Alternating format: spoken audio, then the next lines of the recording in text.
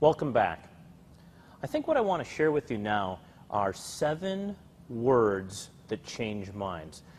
I think that when you think about words, there's a lot of words that we say every day that don't mean a whole lot. But there are 7 words that you can use that have been shown to actually impact and create cause in other people's minds, to get them to say yes when they otherwise would have said no. And I do want you to write these down, and I'm going to sort of describe them a little bit, explain why they work and how to utilize them. The first word that I want you to write down is the word because. Because.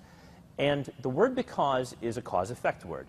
And cause-effect is very important in how other people think. People think today it rained and the golf game was really bad, so the rain caused the golf game to be bad. Or today it snowed and the TV reception was great, so the snow caused the great TV reception.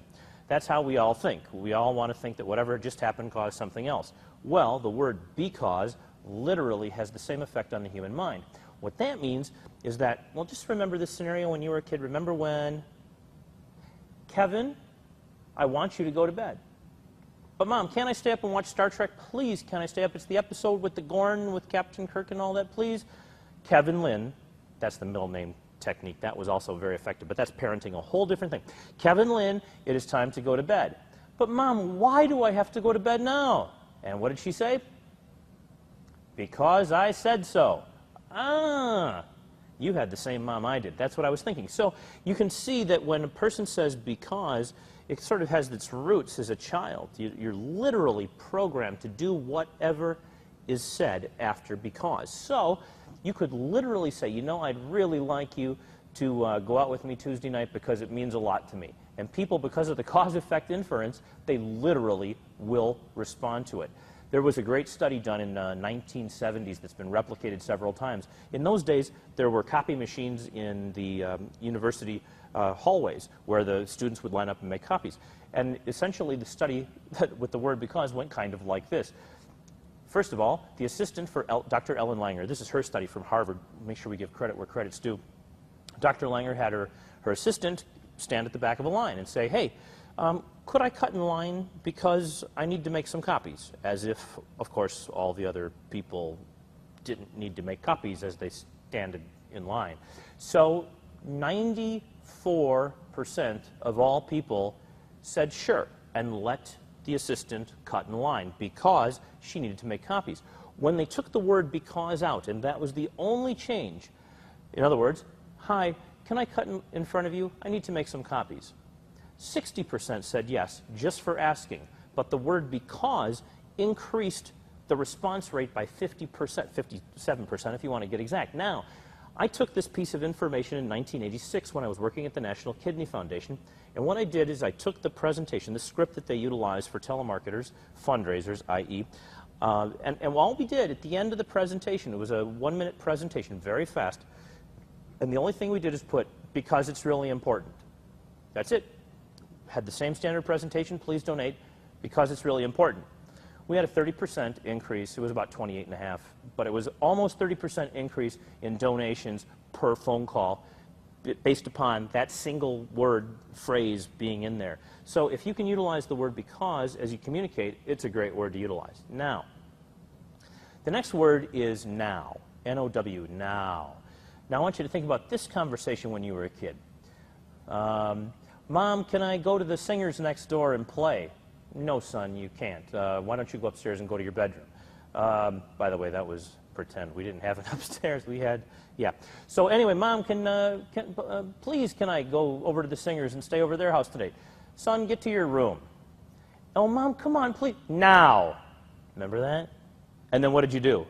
Did you continue to debate and negotiate? And no, you never negotiated past now, did you? Why? Because the very next thing that's going to happen is a very unpleasant experience.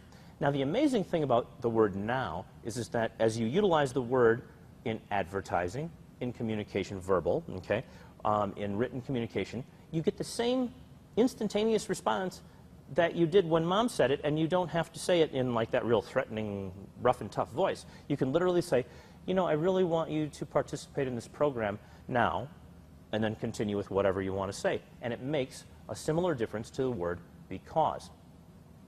Now, those are two of the really cool words. Next one is imagine. But 10 years ago, there was a vehicle, Mercury Sable, and it was the best-selling car of the year. I believe it was 96. Could be wrong on that. Anyway, their slogan was, imagine yourself in a Mercury now. Okay? So literally what they did is they took the now, which is very smart, and then they used imagine. Imagine is a great word because you're not telling a person to do something. There's no resistance to it. Literally, they're simply saying, receiving the message, imagine. That's all. Just imagine that you own this product. Imagine that you own the service. Imagine that you're thinking about this. It is an enormously powerful word, and you want to utilize that as often as you can. It has no resistance attached to it, and it's one of the very few words that you can say that has no resistance attached to it. Next up, please and thank you. I know this is stunning, but it really matters. When you say, would you X for me, please, or please would you, or would you, I want to thank you in advance for doing X, Y, Z, please and thank you are enormously powerful words. They're so powerful that we have imbued them with the phrase magic words, right? Please is the magic word, yes? Well, written advertising, marketing, selling, once again, you have the same exact response. This word continues to increase response even though people are aware that it's often utilized for the express purpose of getting someone to say yes. Now, a person's name is the next one. Write down a person's name, not like Bill, but whatever this person's name is that you're going to communicate with. Now, here's a very tricky situation. If you overuse a person's name, overuse it, like if I say, hi, John, Kevin Hogan calling from Citibank. I'd like you to buy our security protection program for your credit card where you'll be able to have all your credit cards covered.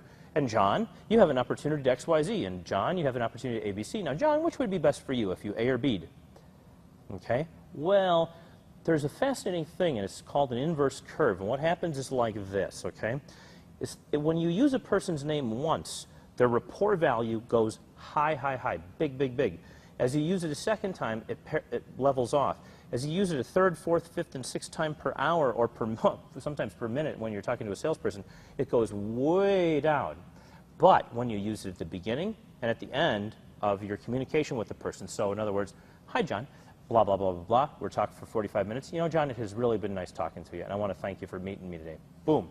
End, beginning, now you have the curve, and you have amazing results. If you use the person's name in that way, you increase your sales. If you utilize it throughout the presentation, you will lose sales because people will feel manipulated whether or not they're being manipulated, okay? So the name is tricky. It's really powerful. Huge power.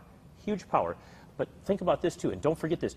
When you get a piece of mail in the mail, and it's addressed to, like for me, Kevin Hagan, H-A-G-A-N, you don't either, right? You don't look at it, you don't open it because the person doesn't know you, it's propaganda, off it goes, right?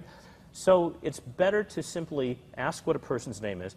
And by the way, you always want to find out your name, the person's name. And if you're traveling internationally, this becomes even more important. When you work abroad, people don't run their names on American soil. You know, my son's name, Mark, would be Marek in Polish, for example. Jessica would be Jessica, okay? And so the names are very, very different, okay? So when I was in Poland the very first time and I was doing autographs one day, I had a hard time trying to figure out how to spell names and say names. And Piotr, a man named Piotr, came up to me one day and he says, can I get your autograph? It would mean a lot to me, and of course I'm always happy to do that. And I said, what's your name? Piotr. I said, Piotr? You know, I didn't get it right the first couple times. And he says, oh, you can call me Peter.